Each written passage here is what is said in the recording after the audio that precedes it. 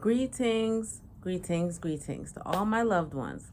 Welcome back to another episode of Healing Wisdom with me, Empress Oracle, your favorite spiritual advisor. I hope everybody's doing well.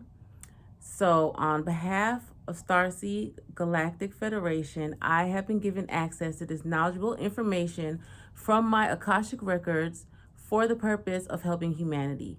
Any use and or reproduction of this knowledgeable information without the proper acknowledgement or accreditation from where it came from will result in instant karma for the plagiarizing parties and or individuals. And so it is. Now, I'm not, still Mercury retrograde, and so excuse that tongue flip. But I know you guys saw the title, so today I want to talk about understanding fear and give a testimony of the one time that I can truly say I experienced a brief fleeting moment of fear, because I ain't no punk bitch, first of all. So fear is not a feeling that is known to me. When I was younger, I was known as a daredevil. I was always the one, if you dared me to do anything, I would do it. From jumping off buildings, jumping to all kinds of crazy shit. Okay, I was just one of those type people. I don't know if it's an Aries thing or what, but that was me, child. Daredevil, like to live on the edge. And I've had a lot of near-death experiences also.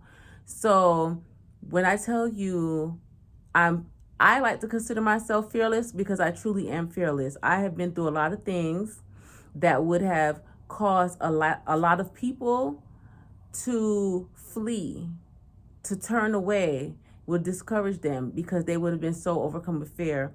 And I learned from these experiences and I gained the wisdom from it. And that's why I really would like to share this with you guys.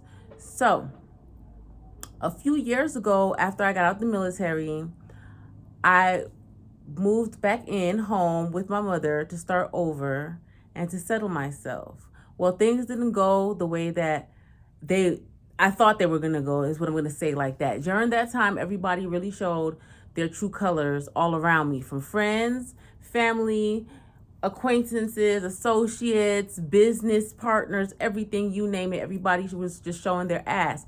But during that time, I'm going to say that was a discovery phase of my spiritual awakening. So once the rose tinted glasses were pulled off on reality of really that people ain't shit, or the people that were around me, they weren't shit.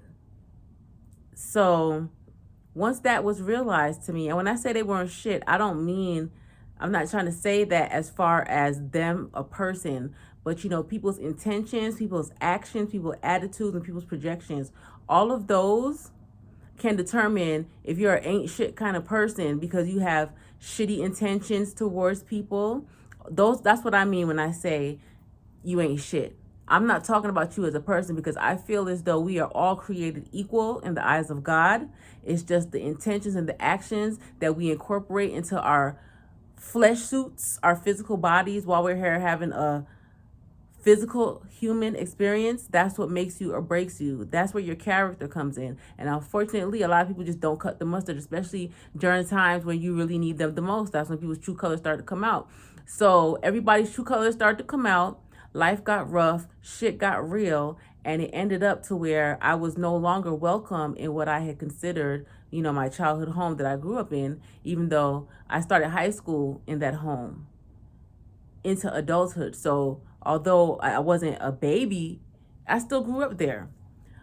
And the time came where it just was not home anymore. I was no longer welcomed there by my family. My children, we were no longer welcome there. And when you're living in a situation that's not comfortable, you have to go. And sometimes spirit, God will shake things up when you're in an uncomfortable situation, and you might not feel as though you're prepared to handle that situation, because during that time, I knew that I had to make a transition earlier than what I thought I was going to have to. I thought I was going to have time to build myself and get myself together, get on my feet, before I would have to transition from essentially what I considered my childhood home. But events and circumstances, it was not that way. It was a lot of pressure coming from all areas. And, during that time, my health was bad, which was why I ended up getting out of the military, because I had poor health. So my health was really, really bad during that time. I had a lot of stress. I had a lot of anxiety going on, and then of course I also had a lot of spiritual warfare, because also too during that time, my daughter's father and his church cult, they were actively working behind the scenes, with their negative prayers, thoughts, and intentions to change my energy and my way of life. So I had all of that pressure on me, but I knew I had to move. I knew something had to be done, not just for my mental well-being, but for my children also. Because when you're dealing with all of those different factors from people, especially when you're transitioning from a military person to a civilian, and then you're dealing with everybody, once you can't provide for them, everybody's attitude changes. It's a lot. It was a lot for me. It was a lot for my children, and I did not know what I was going to do. And for a second, I experienced fear, true raw fear. Now, I'm the kind of person that, as I said, I ain't no punk bitch. So shit really don't scare me like that. I fear no man. I fear no woman. We are all made of the same stuff. We all bleed red. Why should I be afraid of you? So this feeling of fear was so foreign to me, but when I tell you, it was so crippling. It was so crippling. For a moment, I was like, what am I going to do? For a moment, although I have always been a child of God, I've always had a relationship with God, I've always prayed and everything. Now I was moving from being more religious to spiritual. So I'm getting to know my spirit guides and my guardian angels and everything. For a moment there, I was so afraid. I was so caught up in my head in fear on what I would do next, that for a second I was just stuck. I was just frozen. And that's why I know you guys hear that they say that you have two main reactions to fear, either fight or flight, right? At that time, I was just frozen. So it really needs to be three. But I had to stop for a second, and I really did not know what it was that I was going to do. And in that situation, I feel as though a lot of people would have turned to doing things that maybe, don't necessarily align with their morals and values and everything like that, in order to make things ends meet. But I was like, no, I'm not going to do that. I'm not going to do that. I'm not going to sell my soul to survive. I knew that I was a child of God, and I knew my angels and my guides, they were pushing me, even though I really did not see a way out of my situation at that time. I kept having my intuition, which is why I said you always have to know the difference between your intuition and your ego, because your intuition is going to, even if it's calmly, it's going to talk to you, and it's going to give you the encouragement that you need and tell you what you should cut out of your life or what you need to do. Your ego is the one that can induce the fear, because your ego is going to worry on about what you don't have and the what ifs. And that's not how you are blessed. When you're moving on faith, yes, you're going to have fear. To think that you are just automatically going to be fearless in all situations just because you have faith, that's bullshit.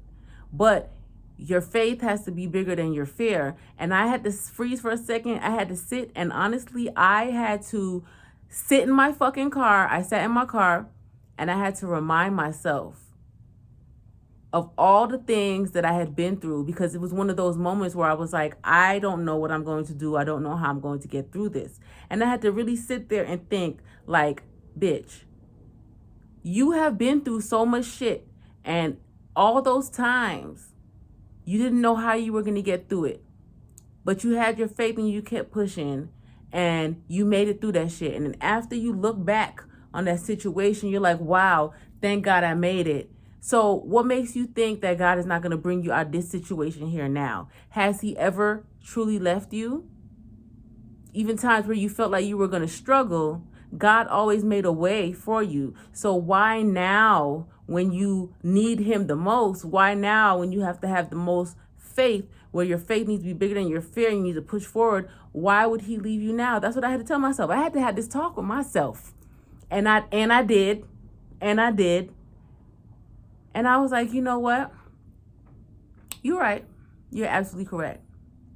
You're absolutely correct. But also, too, I also knew that a large portion of that fear was projections on me from other people, because I had been mentioning wanting to move to my family, and instead of the words of encouragement, like, oh, yeah, you should, that's good, X, Y, and Z for the independence. Instead, they were trying to put fears into my mind, into my heart on moving, say, oh, are you sure the economy, this and that? But when it's time for you to move, God is going to make you uncomfortable in the situation, right? And now the devil and all those negative energies and people who did not have the courage to make those moves, they're going to try to project and instill fear into you during those times. And that's the time when it's up to you to have faith and really trust in yourself, and your guardian angels, your spirit guides, and most definitely God.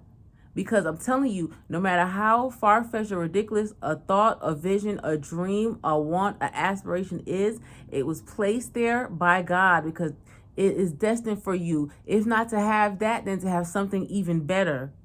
But if you don't overcome that initial fear, or the fear that people project onto you because they see that you're even bold enough or brazen enough to even branch out, if you don't want to conquer that fear, how will you know?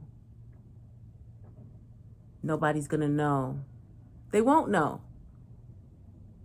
You have to understand, and that's why I say all the time, on the other side of fear is success. Because when I had that brief moment in my vehicle and I didn't know what the fuck I was going to do, I told the universe what it was I wanted. And I said, fuck that, I ain't no punk bitch. I said, you know what? I'm scared, yes. But I have no fear, because I'm a child of God, and God always makes a way for me. So let me not overthink and over worry these things, because I know that everything is going to be all right. And then I move forward blindly, but with faith. Because why? Sometimes you have to walk by faith and not by sight. And that is exactly what I did. And wouldn't you fucking know? Less than a year later, I was back on my feet. I had my own again. I had to move out with nothing. I had to leave all of my valuables behind. I moved out just me and my children with nothing but some air mattresses and some towels. Okay? We had to start fully from scratch, but God provided. Not one day did we ever go without. Not one day did we go hungry. Not one day did we go thirsty. Not one day did we not have some place to lay our heads. And we had faith, and we kept pushing, and God kept opening doors and providing. And there were so many times where people, the devil, energies tried to project fear onto me after that, but I knew better. I never once claimed that energy. Never. Because it's not mine. That's not what I'm made of. And that's what you have to understand. Sometimes you have fear. Sometimes that fear can be self-induced. Sometimes your situations may induce fear. Sometimes other people may project onto you fear. But you have to understand that all of that is an illusion. You have to keep pushing forward. It's a test of your faith, your strength, your courage. You say you believe in yourself. Do you believe in yourself enough to move forward by faith and trust that God and the universe is going to provide for you? Or are you just saying that? Right? Talk is cheap, and actions always speak louder than words. And it's not saying that you have to just say, oh, fuck that, and just go nilly-willy balls to the wall, because then you might be being reckless. But you can proceed with caution and faith and trust in the universe. When signs are telling you, even if it's something that you want, but the universe is giving you signs that it's not what you need, if you don't heed those signs, God's going to snatch it from you, and you're going to have to start all over again. And a lot of people are afraid of that, which is why they don't even branch out. They don't even reach out. They're afraid to jump to begin with, because they know that they might risk losing the things that they want, or those pleasures and stuff. But it's always worth it in the end, because God always blesses you with more. That's why you should not let your fear overcome you. You have to understand the source of your fear. Is it even truly your fear, or have people just been shitting on your dreams? And therefore, they have built up that fear inside of you. And sometimes, even if it's your own fear, you need to understand why you have those fears. What makes you feel like you can't do whatever it is? Do you feel as though you're underqualified? If that's the case, get the necessary qualifications. Build yourself up to where you feel like you're on the same level as that fear. But you can't just toss your dreams to the side. You can't just let fear ruin your life. You cannot. Because if fear ruins your life, then what? What do you have to live for? You're afraid of everything. And that was something that I had to learn. I had to realize that. And because I've always been a daredevil, as I said before, I had never truly known fear. I had never faced fear. So that was my first and my last time truly having fear. I didn't like the way that felt. And whenever I receive an energy that I know is foreign to me, is not mine, such as fear or anxiety or anything like that, I don't claim that shit because it does not belong to me. So I don't claim it. We need to stop claiming these fears that are projected from others, because those projections were sent out to stop a lot of people from fulfilling their true destinies. Confirmation. Just saying, guys. So understand the source of your fear and conquer that shit is what I'm trying to tell you on this beautiful, beautiful day. That's all. And while you're working on conquering your fears, you are going to need certain things to aid you. A lot of people think that crystals are just a trend, but really the metaphysical, the spiritual, the grounding benefits that crystals have are amazing. Crystals can stop you from going crazy. Crystals can stop you from overthinking. It's the energy that's contained within them. I just so happen to specialize in unique crystal jewelry for you, your friend, your baby, hell, your cat. I do custom orders as well on Etsy. You can contact me on Etsy at Empress Oracle Shop. You can check me out on Instagram at Empress Oracle Shop. I take custom orders. I also have body butters to heal, baths to heal, body butters to protect their energy, body butters to help to attract abundance. It's up to us to make sure that we get it all right this lifetime. So whenever you feel guided to, don't be shy. Go on over to Etsy at Empress Oracle Shop. Check me out. I have full descriptions for everything that you need to aid you along on your spiritual journey. And with that being said, I'm not going to beat a dead horse. I'm going to talk to you guys later. I love you all, and I hope that you enjoyed this message. And if you're not subscribed to me, you should be. Be blessed and have a wonderful day.